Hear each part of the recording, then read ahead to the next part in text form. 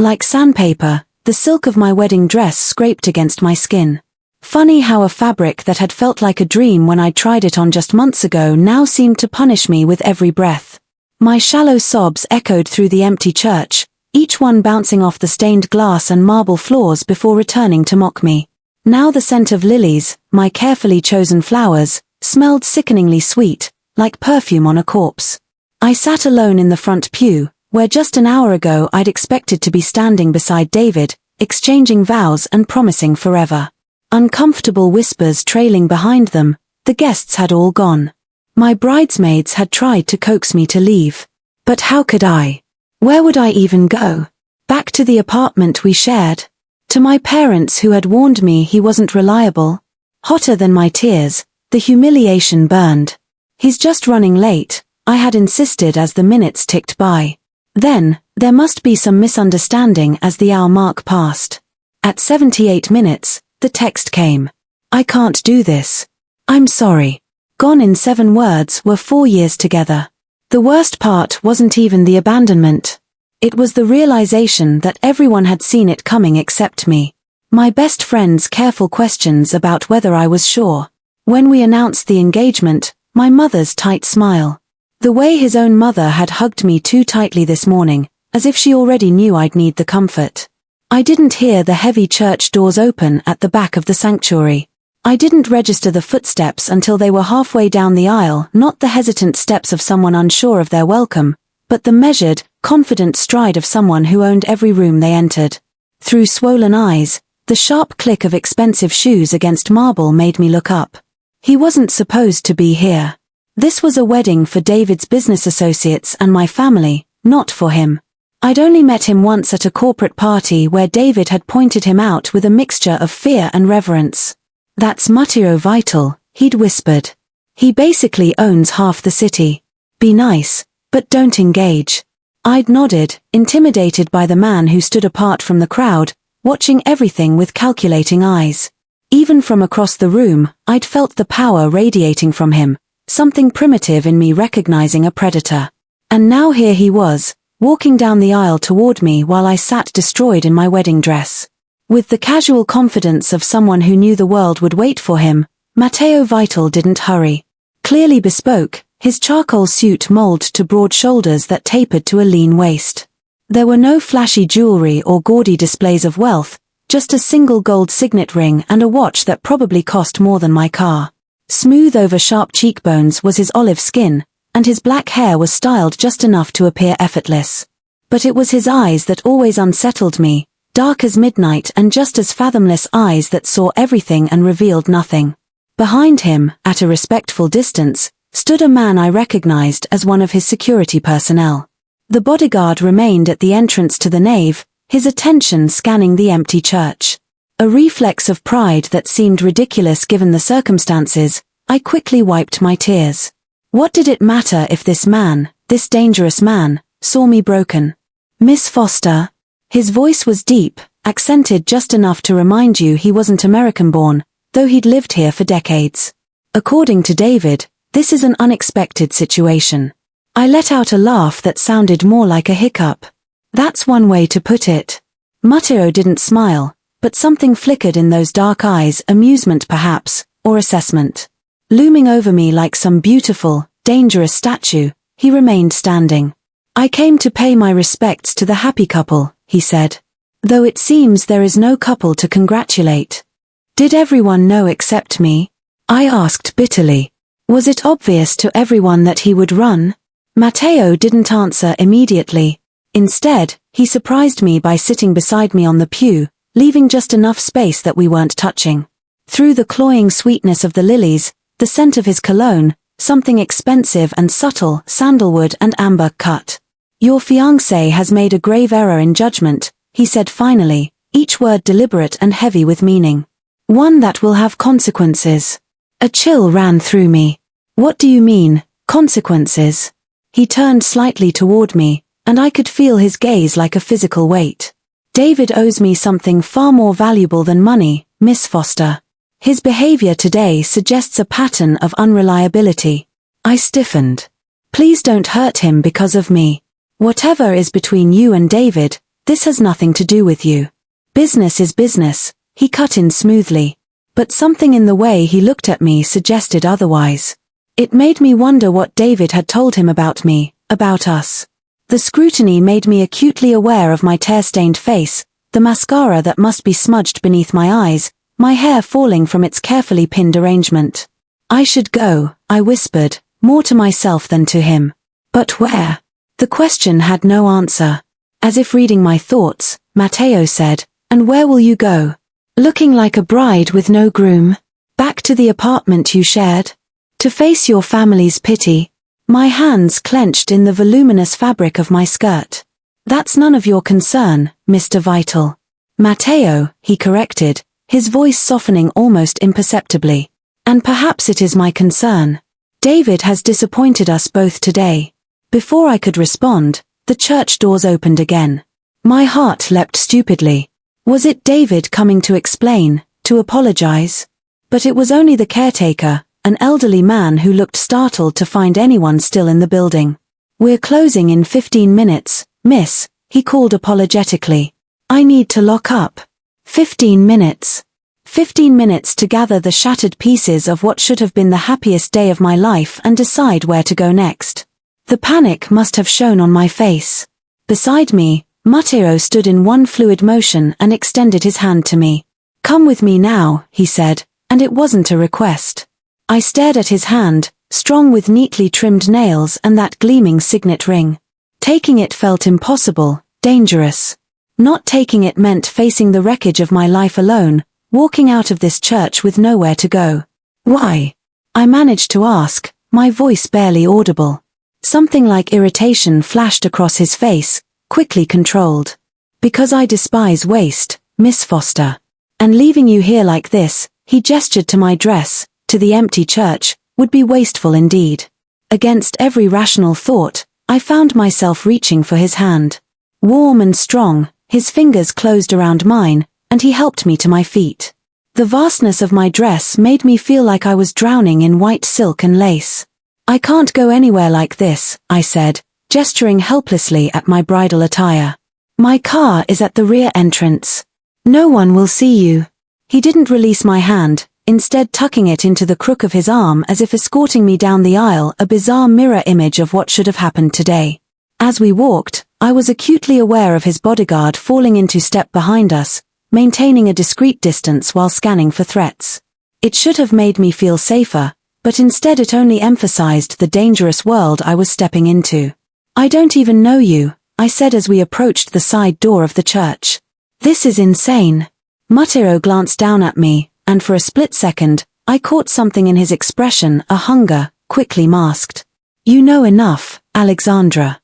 And right now, you have few options." The use of my full name, not the Alex everyone called me, sent a shiver up my spine. He'd done his research, or David had told him more about me than I realized. Outside, a sleek black car with heavily tinted windows idled, a second security man standing beside it. He opened the door as we approached, his face expressionless. With his hand at the small of my back, Matteo guided me toward the vehicle. The touch, even through layers of silk and the built-in corset of my dress, felt like a brand. "Where are we going?" I asked, hesitating at the open door. Matteo's lips curved in what might have been a smile on anyone else's face. On his, it looked dangerous. "Somewhere safe," he said. "Somewhere you can recover from today's disappointment." I should have walked away. I should have called a friend, an Uber, even my mother. Instead, I gathered the massive skirt of my wedding dress and slid into the back of Matteo Vitoli's car, the man David had always told me to avoid. As the door closed behind us and the car pulled smoothly away from the curb, I caught my reflection in the darkened window, a pale bride with red-rimmed eyes sitting beside a man who radiated power and danger. What had I just done? Where was he taking me? And why, despite everything, did I feel a twisted sense of relief to be leaving that empty church behind? The words he'd spoken echoed in my mind as the church receded in the distance. "Come with me now." And I had. Silently, the car moved through the streets, expensive enough that once the doors closed, the outside world seemed to disappear. Sitting rigid, I felt the enormity of my wedding dress taking up more than my fair share of the back seat. Unbothered, Matteo seemed relaxed in his posture, yet somehow still commanding the space. "You're shaking," he observed after several minutes of silence. His voice was neutral, but I detected a note of concern beneath the accent. "I'm fine," I lied, watching the city blur past the tinted windows. I didn't recognize the neighborhood we were entering. Sleek high-rises and exclusive storefronts were replacing the familiar streets I knew. Matteo made a sound that wasn't quite a laugh. "You've been abandoned at the altar. You're in a car with a man you barely know, and you're wearing a dress that must weigh 20 pounds. Fine is not the word I would choose." I turned to face him, surprised by his bluntness. "What would you choose, then?" His dark eyes met mine. Devastated. Humiliated. Frightened. Each word hit like a physical blow because they were all true. But also relieved, perhaps. That caught me off guard. Relieved? Why would I be relieved? Because deep down you knew he wasn't worthy of you. The simple confidence with which he said it, not as comfort, but as indisputable fact, left me speechless. Before I could formulate a response, the car slowed and turned into an underground garage beneath what appeared to be the most exclusive residential building in the financial district. "Where are we?" I asked, anxiety climbing up my throat. "My residence," Matteo replied as the car stopped. "The penthouse has a guest suite where you can rest and change. Unless you'd prefer a hotel." The thought of walking through any hotel lobby in my wedding dress made me cringe. "No, but I don't have any clothes. Or anything. Actually, my purse, my phone, even my ID were all with my maid of honor. That can be addressed." He didn't elaborate, and the car door opened before I could ask what he meant. The driver held the door while Matteo exited first, then extended his hand to help me out. I struggled with the voluminous fabric of my dress, feeling ridiculous and out of place in the sterile concrete environment of the luxury garage. A private elevator awaited us, requiring Matteo's fingerprint and a code. His security remained outside as the doors closed, leaving us alone in the mirrored compartment. I caught my reflection and winced. Mascara smudged beneath swollen eyes, hair falling from its pins, the elaborate beading on my bodice catching the overhead light. Beside me, Matteo looked immaculate, as though stepping into an elevator with a jilted bride was an everyday occurrence. "You're staring," I said, meeting his eyes in the mirror. "Am I?" His reflection betrayed nothing, but I felt a current between us nonetheless. "I apologize." The elevator opened directly into a foyer of gleaming marble and subdued lighting. Beyond, I glimpsed an expansive living area with floor-to-ceiling windows overlooking the city. Everything was monochromatic, blacks, whites, and grays in various textures. Nothing was out of place. "This way," Matteo said, leading me down a hallway. "The guest suite has everything you'll need for now." He opened a door to reveal a bedroom larger than my entire apartment, decorated in the same minimalist style. A king-sized bed dominated one wall, while another featured the same dramatic city view. "The bathroom is through there," he indicated another door. "Take as much time as you need. I'll arrange for some clothes to be brought up." I nodded mutely, overwhelmed by the surreality of the situation. As he turned to leave, a sudden panic gripped me. "Wait," I called after him. I mean, why are you doing this?" Matteo paused in the doorway, one hand resting on the frame. "Let's just say I have an interest in your well-being. Because of whatever David owes you." Something dark flashed across his face. "David is irrelevant now. Rest. We'll talk later." The door closed softly behind him, leaving me alone in the pristine guest room of a man who, according to David, was one of the most dangerous people in the city. I sank onto the edge of the bed, the mattress barely yielding beneath my weight. What was I doing here? What did Matteo want from me? Most importantly, why did I feel safer here than I would have anywhere else? Alone, I struggled out of my wedding dress, which was both physically challenging and emotionally devastating. Each pearl button and crystal embellishment had been chosen with such care, each fitting anticipated with excitement. Now it pooled on the marble bathroom floor like the shed skin of a life I'd never have. The shower was complicated, with multiple jets and rainfall heads with a digital control panel. But once I figured it out, I stood under scalding water until my skin turned pink. I watched mascara and expensive hair product circle the drain, along with my dignity. By the time I stepped out, wrapped in a plush towel that probably cost more than my wedding shoes, exhaustion had replaced panic. I found a silk robe hanging on the back of the bathroom door, new tag still attached. It fit perfectly, which was unsettling. Had Mateo guessed my size, or was this just a lucky coincidence? A soft knock at the door startled me. Yes, I called, tightening the robe's belt. I've left some items for you outside the door, came Mateo's voice, slightly muffled. When you're ready, I'll be in the living room. I waited until his footsteps receded before opening the door. A large box sat on the floor, the kind high-end department stores use for clothing deliveries. Inside, I found jeans in my exact size, a cashmere sweater, underwear with tags still attached, which made me blush, and even a pair of simple ballet flats. At the bottom of the box was a toiletry kit containing basic makeup, a hairbrush, and personal care items. How had he arranged all this so quickly? I glanced at the clock by the bed. I'd been in the shower longer than I realized, almost an hour. Still, the efficiency was unnerving. I dressed quickly, grateful for the soft, normal clothes after the constriction of my wedding gown. The sweater was a deep burgundy that complemented my fair skin and dark hair. Everything fit as if it had been selected specifically for me. Before leaving the room, I caught my reflection in a full-length mirror. The woman staring back looked nothing like a jilted bride, just tired, slightly weary, but put together. I gathered my damp hair into a loose knot at the nape of my neck and took a deep breath. Finding my way back to the living area wasn't difficult. The penthouse was sprawling, but logically arranged. Mateo stood by the wall of windows, a tumbler of amber liquid in hand, gazing out at the city lights beginning to twinkle in the dusk. He'd removed his suit jacket and loosened his tie, the subtle change making him appear marginally more approachable. He turned as I entered, his eyes taking in my appearance with that same inscrutable expression. Better. Yes, I admitted, stopping several feet away from him. Thank you for the clothes. And everything, I guess. He inclined his head slightly in acknowledgement. Are you hungry? The question made me realize I hadn't eaten all day. Too nervous this morning, then too devastated afterward. Starving, actually. Good. I took the liberty of ordering dinner. It should arrive shortly.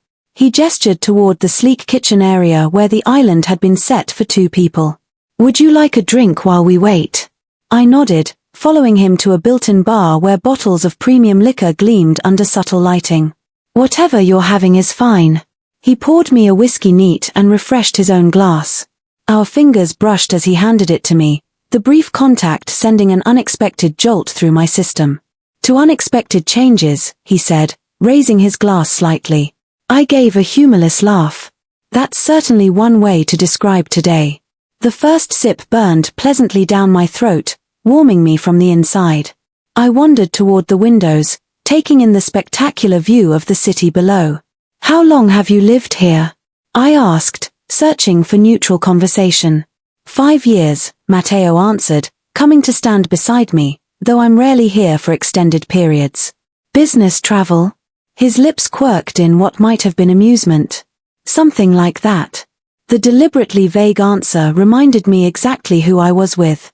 David had never explicitly said what Mateo did, just that he was connected, powerful, and not someone to cross. The expensive penthouse, the security, the air of authority, it all fit the image of a man with dangerous influence. So what happens now? I asked, turning to face him. You rescued me from the church, gave me clothes and shelter. What do you want in return? Mateo's expression hardened slightly. Do you think I expect payment?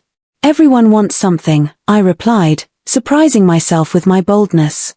Especially men with power. He studied me for a long moment, those dark eyes giving away nothing. What I want, Alexandra, is for you to recover from today's incident. Then we can discuss other matters. What other matters? I pressed, unease prickling along my spine. Before he could answer, a discreet chime sounded. Dinner, he said, setting down his glass and moving toward the elevator. A minute later, He returned with several covered trays which he arranged on the kitchen island with practiced efficiency. When he lifted the covers, the aroma of exquisite Italian cuisine filled the air: risotto, sea bass, roasted vegetables, and fresh bread. "Please," he gestured to one of the stools at the island. I took a seat, surprised by how quickly my anxiety was replaced by hunger at the sight and smell of the food. Matteo placed a linen napkin in my lap with an old-world courtesy that seemed at odds with his otherwise modern demeanor. "This is from Valentino, isn't it?" I recognized the distinctive preparation of the sea bass. "They don't deliver." Matteo served me a portion of risotto before serving himself. "They make exceptions." Of course, they did for him. We ate in silence for several minutes, the food so delicious I temporarily forgot the strangeness of my situation. Matteo ate with the same controlled precision he seemed to do everything else, his movements economical yet elegant. "May I ask you something?" I said finally, setting down my fork. He nodded once, his attention fully on me. "How do you know David? He mentioned you once or twice but never explained how you were connected." Matteo took a sip of water, considering his response. "Your former fiancé approached me for a loan 2 years ago. His business was failing, and traditional banks had turned him down." I blinked in surprise. "A loan? But he told me the business was doing well." "It wasn't. It still isn't." His tone was matter-of-fact. "David has been living beyond his means for quite some time. The impressive apartment, the luxury car, the expensive restaurants, all maintained through increasingly desperate financial maneuvers." My stomach clenched as pieces fell into place. The nervous phone calls David would take in another room, the vague explanations about work stress, the insistence that I not involve myself in our financial planning. "You're saying he's broke?" My voice sounded small, even to my own ears. "Worse than broke. He's in debt to people who don't forgive such things easily. People like you?" I wanted to ask but didn't quite dare. "Is that why he ran? Because he couldn't afford the wedding?" The hurt and anger bubbled up again. "He could have told me. We could have postponed, done something smaller." "It wasn't about the wedding," Matteo interrupted, his voice gentle but firm. "David's debts go far beyond financial concerns. He betrayed certain trusts." A chill ran through me. "What does that mean?" Matteo's expression darkened. "It means he put you in danger, Alexandra. Whether he knew it or not." "In danger from whom?" "From people who would use you to get to him. Or to me." My fork clattered against the plate. "To you? What do I have to do with you?" Matteo pushed his plate away slightly, his dinner apparently forgotten. "David didn't just borrow money. He offered something in exchange: information about my business interests.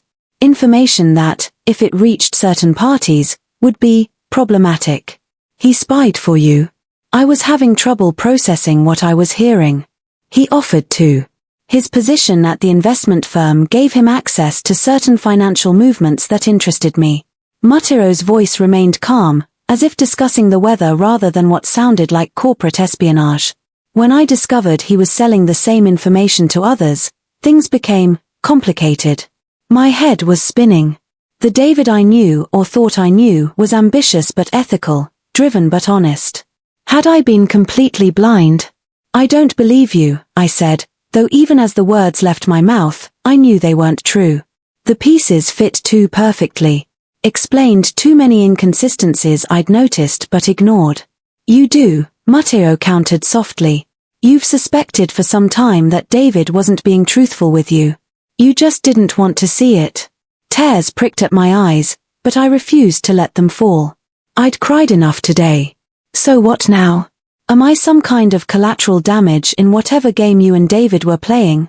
No. The single word carried such conviction that my eyes snapped to his. "You are not collateral, Alexandra.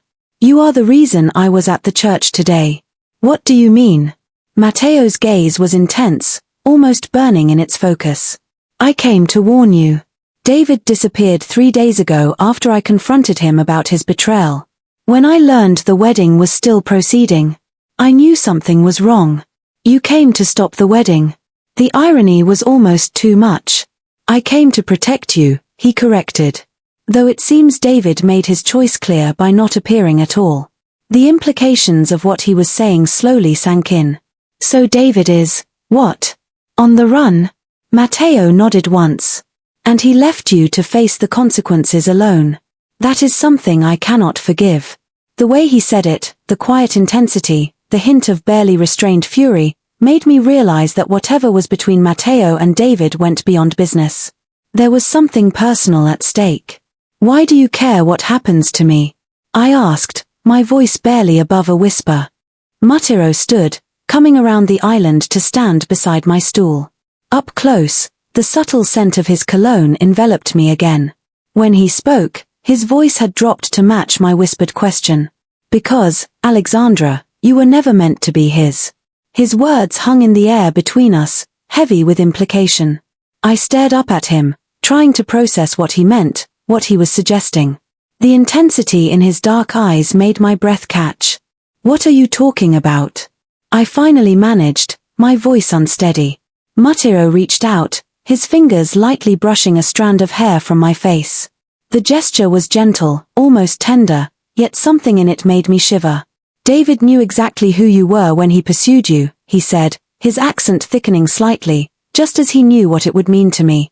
I stood abruptly, needing distance from his overwhelming presence. I don't understand.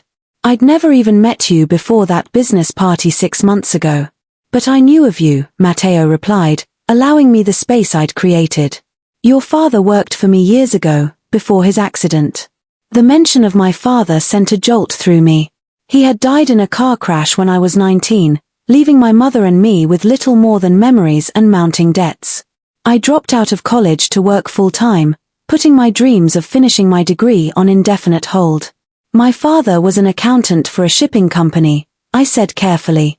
One of my shipping companies, Matteo corrected. Marco Foster was an excellent accountant, loyal, discreet. My mind raced, trying to reconcile this new information with what I knew of my quiet, hard-working father. He'd never mentioned working for someone like Matteo Vital. He spoke of you sometimes, Matteo continued. His brilliant daughter, who was going to be the first in the family to graduate college. He was very proud. A lump formed in my throat. If you knew my father, why wait until now to approach me? Why not come forward after his death? Matteo's expression softened marginally. I respected your grief. And I provided for you and your mother in other ways. What do you mean, provided for us? The life insurance policy that covered your father's hospital bills and funeral expenses. The scholarship fund that would have seen you through graduation, had you not declined it to work instead. I stared at him in shock. That was you. But the insurance, we were told it was a policy through his work that we didn't know about.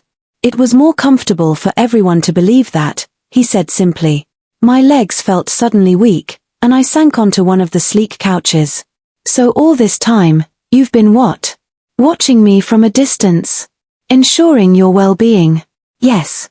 Matteo remained standing, his posture relaxed but somehow still commanding the space. Until David entered the picture. And what? You didn't approve of him dating me? Did you have me investigated? Did you have him investigated? Of course. He didn't even attempt to deny it. When one of my most trusted employees' daughters becomes involved with someone in David's position, it warrants attention. That's invasive and controlling, Anne. And it revealed that David approached you deliberately, knowing exactly who you were and what you meant to me. I shook my head, trying to clear it. This is insane. I met David at a coffee shop. It was completely random. Nothing about David Miller is random, Matteo said, his voice hardening. He researched you, orchestrated your chance meeting, and pursued you with specific intent. What intent? I demanded. What could he possibly gain from dating me? Matteo finally moved to sit across from me, leaning forward with his elbows on his knees. Leverage, Alexandra. He thought having you would give him protection from the consequences of his actions. Having me, I repeated flatly. Like I'm some kind of asset. In his eyes, yes. Matteo's gaze never left mine. In mine, you are something far more valuable. The way he said it, low, intense, almost reverential, sent a confusing mix of fear and something else, something warmer, through me. "So what now?" I asked, trying to refocus. "David's gone. Whatever plan he had clearly failed. Where does that leave me?" "In danger," Matteo replied bluntly. "David betrayed not just me, but others with fewer scruples about how they extract payment. People who know about your connection to him. But we don't have a connection anymore. He left me at the altar. Which only makes you more vulnerable in their eyes, an easier target, unprotected and emotionally compromised." I ran a hand over my face, feeling the exhaustion of the day's events catching up with me. This is unbelievable. Yesterday I was worried about wedding seating arrangements, and now you're telling me I'm being targeted by, what exactly? The mob. Something like amusement flickered in Matteo's eyes. Not exactly how I would characterize it, but close enough. "And you're what? Offering me protection out of respect for my father?" Matteo was silent for a long moment, studying me with those impenetrable dark eyes. "Not entirely," he finally said. Before I could ask what he meant, a phone rang. Not the typical smartphone chime, but an old-fashioned, harsh trill. Matteo pulled a device from his pocket that looked more like a secure satellite phone than anything available on the consumer market. "Excuse me," he murmured, standing and moving toward the windows as he answered in rapid Italian. I couldn't understand the words, but the change in his demeanor was immediate and striking. The man who had been sitting across from me, intense but controlled, was replaced by someone harder, colder. His voice remained low, but there was steel in it, authority that expected and received immediate compliance. When he ended the call, he stood for a moment with his back to me, shoulders tight with tension. Then he visibly composed himself before turning. "I need to step out briefly," he said, his voice back to the smooth, accented tones I'd grown accustomed to. "Security will remain in the building. You'll be safe here." "Wait," I stood, panic flaring unexpectedly at the thought of being left alone. "You can't just drop all this on me and then leave." Matteo approached me, stopping close enough that I had to tilt my head slightly to maintain eye contact. "I understand this is overwhelming, but there are matters that require my immediate attention if I am to ensure your continued safety. And I'm just supposed to sit here and wait." His hand came up to cup my cheek, the touch startlingly warm against my skin. "Rest. Process what I've told you. I won't be long." Something in his touch, in the gentleness behind those dangerous eyes, made my objections die in my throat. I nodded mutely. "Good," he said softly, his thumb brushing once across my cheekbone before he withdrew his hand. "Try to sleep, Alexandra. Tomorrow we can discuss more permanent arrangements." "A permanent arrangements?" The phrase hung in the air as he retrieved his suit jacket and straightened his tie, once again becoming the impeccable, intimidating figure I'd first seen walking down the church aisle. At the elevator, he paused. "Alexandra?" "Yes. I am truly sorry about today. No one deserves such treatment, least of all you." The sincerity in his voice was unexpected, making my throat tighten with emotions I couldn't identify. Before I could respond, he was gone, the elevator doors closing silently behind him. Alone in the vast penthouse, I wandered back to the windows, looking out at the city lights. Somewhere out there was the life I thought I would be starting today as David's wife. The honeymoon we'd planned, the apartment we'd shared, the future we'd mapped out, all of it had been a lie, apparently. A calculated move in some game I hadn't even known I was playing. I pressed my forehead against the cool glass, trying to organize my thoughts. If what Matteo said was true, and despite my initial resistance, I was beginning to believe it was, then my entire relationship with David had been built on deception. He'd pursued me because of my connection to Matteo, a connection I hadn't even known existed. But why would Matteo care who I dated? What was I to him beyond the daughter of a former employee? There was something he wasn't telling me. Something that explained the possessive edge in his voice when he said I was never meant to be David's. Exhaustion pulled at me, the emotional trauma of the day finally catching up to my body.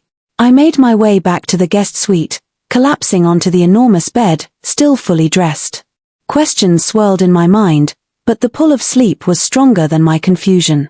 My last conscious thought was of Matteo's touch on my cheek, gentle despite everything I knew about him, everything I'd learned today. I woke disoriented, the unfamiliar room briefly confusing me before the memories of the previous day came flooding back. My wedding. David's abandonment. Matteo's rescue and revelations. The clock beside the bed read 3:17 a.m. I'd slept for hours, yet still felt drained. I changed into silk pajamas I found in a drawer again, perfectly my size, and tried to go back to sleep, but my mind was too active now. After tossing and turning for 30 minutes, I gave up and padded out to the kitchen for water. The penthouse was dimly lit by subtle recessed lighting, giving the space a different character than it had during the evening, less intimidating somehow, more like a home than a statement of power. I was startled to find Matteo sitting in the living room, a tablet in hand and a half-empty glass of what looked like scotch on the table beside him. He'd removed his tie and unbuttoned the top of his shirt, his hair slightly disheveled as if he'd been running his fingers through it. He looked up as I hesitated in the hallway. "Alexandra. You should be sleeping." "So should you," I countered, continuing toward the kitchen. "I just wanted some water." I heard him set down the tablet as I filled a glass from the filtered tap. When I turned, he was standing at the edge of the kitchen area, watching me with that same inscrutable expression. "You've been working this whole time?" I asked, nodding toward the tablet. There were matters that needed attention. Dangerous matters? I didn't know why I asked, except that in the liminal space of the early morning hours, normal filters seemed less important. The corner of his mouth lifted slightly. "Some. Nothing that need concern you." I took a sip of water, studying him over the rim of the glass. In this light, with his guard marginally lowered, Matteo looked almost human, still dangerous, still powerful, but less like the untouchable figure who had walked into the church, and more like a man carrying heavy burdens. "I've been thinking about what you said," I ventured. "About David and my father and everything." Matteo waited, neither encouraging nor discouraging me from continuing. "I still don't understand why," I admitted. "Why would David think I could be leverage against you? Why would you care enough about me to intervene?" He was silent for a long moment, considering me with those fathomless eyes. "Your father and I were more than employer and employee, Alexandra. We were friends. When he died, I promised to look after you and your mother. That doesn't explain why David thought having me would give him protection from you. Or why you said I was never meant to be his." I set down the water glass, gathering my courage. "There's something you're not telling me." Matteo's expression shifted subtly, something like respect flickering in his eyes. "You're very direct. It's been a confusing 24 hours. He inclined his head in acknowledgement. "Walk with me," he said, gesturing toward the wall of windows overlooking the sleeping city. I followed, hyper-aware of his presence beside me as we stood side by side, looking out at the urban landscape below. "Your father asked something of me before he died," Matteo said finally. "Something I've honored for years, despite complications." "What did he ask?" Matteo turned to face me, his expression more open than I'd yet seen it. "He asked me to keep my world separate from yours, to ensure you had a normal life, free from the complexities of my business interests." I took a step back, processing his words. "My father wanted to keep me away from you." "Why?" "Not from me specifically," Matteo clarified. "From my world. From the dangers and complications that come with it." "And what world is that, exactly?" I asked, though I already suspected the answer, from David's warnings, from the security personnel, from the power that seemed to radiate from the man standing before me. Matteo's eyes never left mine. "I think you know, Alexandra. I want to hear you say it." A hint of approval flickered in his expression at my directness. "I control certain interests in this city. Shipping, real estate, import, export. Some legitimate, others, less so." "You're in the mafia," I said bluntly. His lips quirked. "That's an oversimplification, but not entirely inaccurate. I lead an organization with roots in Sicily, though we've evolved beyond what most people imagine when they hear that term." Despite having suspected as much, hearing him confirm it sent a chill through me. I wrapped my arms around myself, suddenly aware of my thin pajamas and vulnerable position. "And my father worked for you knowing this?" Your father was an accountant for my legitimate businesses, Matteo said. He kept himself willfully ignorant of the rest, though I think he suspected. When his suspicions grew too strong, he asked to leave my employment. And you let him? I was surprised, given what I knew about such organizations. Of course. Marco was a friend. I arranged a position for him at another company, still within my sphere of influence, but further removed.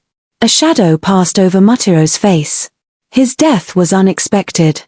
A genuine accident, contrary to what you might be thinking. I hadn't been thinking that, but now that he mentioned it, doubt crept in. Was it really an accident? Yes. The certainty in his voice was absolute. I investigated thoroughly. The truck driver who hit your father's car had fallen asleep at the wheel after working a double shift. A tragedy, but not one orchestrated by enemies. Relief washed through me, followed immediately by confusion. So, if my father wanted to keep me away from your world, why are you inserting yourself into my life now? Because David Miller forced my hand. Anger flashed in Matteo's eyes, quickly controlled. When he targeted you specifically, knowing of your connection to me, he broke an unspoken agreement. He made you a pawn in a dangerous game. But what exactly was his plan? What did he hope to achieve by marrying me? Matteo moved to the sleek bar and poured a small amount of amber liquid into a glass, offering it to me. When I shook my head, he took a sip himself before answering. David was gathering information for a rival organization, using his position at the investment firm to track my legitimate financial movements, then selling that intelligence. His voice hardened. When I discovered his betrayal, he must have panicked. He accelerated your wedding plans, thinking I wouldn't move against him if he were married to the daughter of my former friend. So, I was just insurance. A human shield. The hurt and humiliation of the abandoned wedding took on a new dimension, even more painful than before. In his eyes, yes. Matteo set down his glass and moved closer to me. His presence was both intimidating and oddly comforting in the dim light. In my eyes, you became something I needed to protect at all costs. Because of a promise to my father, I said, trying to understand. Something shifted in Matteo's expression. A hint of vulnerability that seemed at odds with everything else I knew about him. Initially, yes. But over time, as I kept watch over you from a distance, it became more. My heart stuttered. What do you mean, more? I watched you rebuild your life after your father's death. Saw your strength as you supported your mother, your determination as you worked multiple jobs. His voice was low, almost reverent. I saw a woman of extraordinary resilience, integrity, and beauty. The intensity in his eyes made it difficult to breathe. You've been watching me for years. Protecting you, he corrected. Ensuring your well-being while respecting your father's wishes to keep my world separate from yours. His jaw tightened. Until David made that impossible. And now? I asked, my voice barely above a whisper. Now you're in danger because of your association with him. Rivals who know of his connection to you might use you to draw him out, to get to me, or simply as retribution. Fear coiled in my stomach. So, what happens? Do I go into witness protection or something? Matteo's lips curved slightly. Nothing so dramatic. But you need protection. My protection, until the situation is resolved. How long will that take? Days? Perhaps weeks. His expression was unreadable. It depends on how quickly David can be found. The implications of what would happen when David was found hung in the air between us, unspoken but understood. I shivered, wrapping my arms tighter around myself. You're cold, Matteo observed, shrugging out of his suit jacket and draping it over my shoulders before I could object. The garment was still warm from his body, enveloping me in his scent, that subtle cologne mixed with something uniquely him. It was absurdly large on my frame, but somehow comforting despite everything I'd learned tonight. Thank you, I murmured, drawing it closer around me. We stood in silence for a moment, the city lights twinkling below us like earthbound stars. The unreality of the situation struck me again. Yesterday morning, I had been preparing to marry David. And now I was standing in a penthouse with a man who had just admitted to being the head of what amounted to an organized crime family. A man who claimed to have been watching over me for years. A man who looked at me with a hunger he barely tried to disguise. You should try to sleep, Matteo said finally, breaking the silence. Morning will come soon enough. I'm not sure I can sleep now, I admitted. My mind is racing. He studied me for a moment, then nodded toward the kitchen. Then perhaps some tea. I find it helps in moments of upheaval.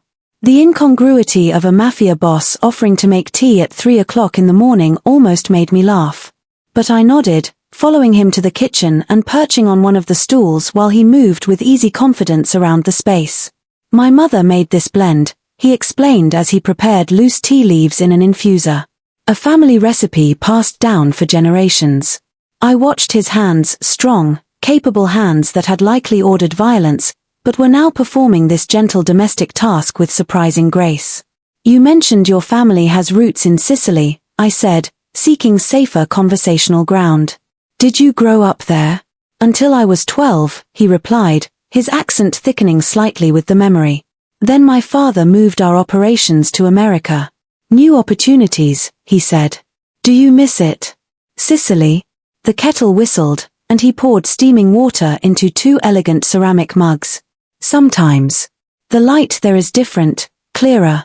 The sea is bluer than you can imagine.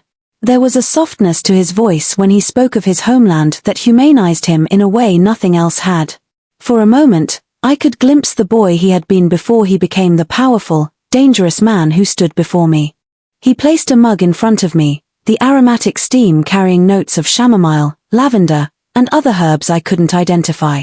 Careful, it's hot. I wrapped my hands around the warm ceramic, inhaling the soothing scent. Thank you.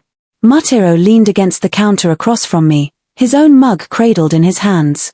The domesticity of the scene was surreal after everything that had happened, everything I'd learned. May I ask you something? I ventured after taking a cautious sip of the surprisingly delicious tea.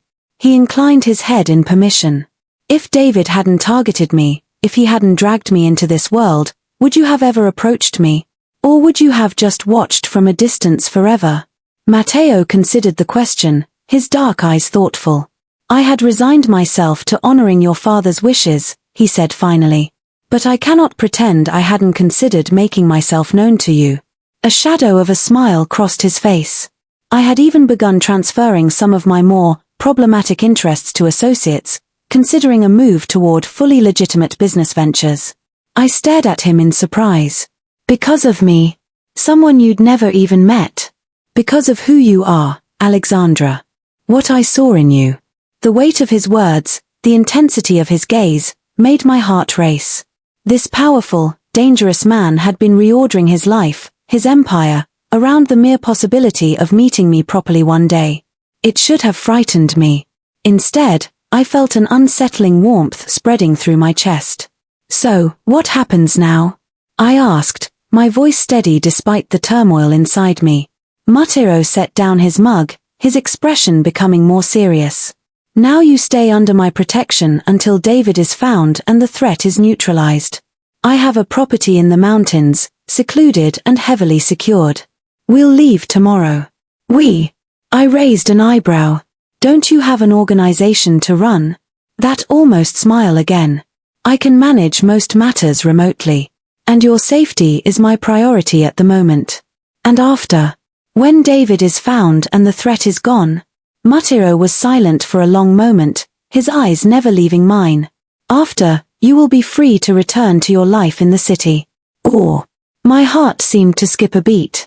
Or you could consider a different path. With me. The directness of his statement took my breath away. You're offering me what, exactly? Everything, he said simply. My protection. My loyalty. My. He paused, choosing his words carefully. My devotion.